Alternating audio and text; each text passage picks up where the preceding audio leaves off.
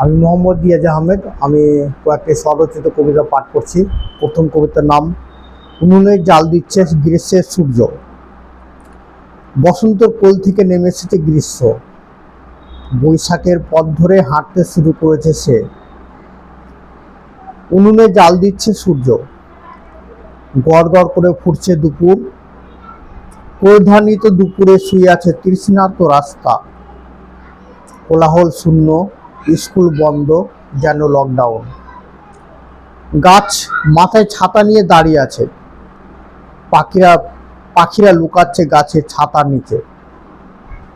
পাখির কল কাকুলি নেই, নিস্তব্ধ দুপুর।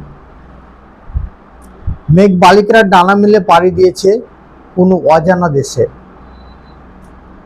পুড়ে যাচ্ছে মাটির চামড়া, পড়ছে ফোসকা, আসছে উত্তপ্ত পোড়া গন্ধ। বাতাস ছাড়ছে উষ্ণ বিষাক্ত শ্বাস। জানালাগুলো তাকিয়ে আছে আকাশের দিকে। এটি একটি কবিতা। আরেকটি আমি কবিতা পাঠ করছি। কবিতার নাম গুমোট আবহাওয়া। সূর্যের ডানায় এসেছে সকাল, আদিগন্তে বৃষ্টির আকাল। গুমোট মুখ করে আছে আকাশ, নিশ্চুপ হয়ে বসে আছে বাতাস। উদাস হয়ে দাঁড়িয়ে আছে গাছেরা, নৃত্য করা বন্ধ করে দিয়েছে পাতারা। মেঘের ওড়নায় সূর্য মুখ ঢেকেছে, ঘামের নদীতে মানুষ স্নান করছে।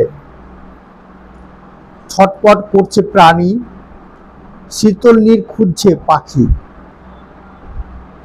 বৃদ্ধা হয়ে গেছে স্রোতস্বিনী, ধূসর হয়ে আছে বায়ুমণ্ডলের আখি। ধন্যবাদ।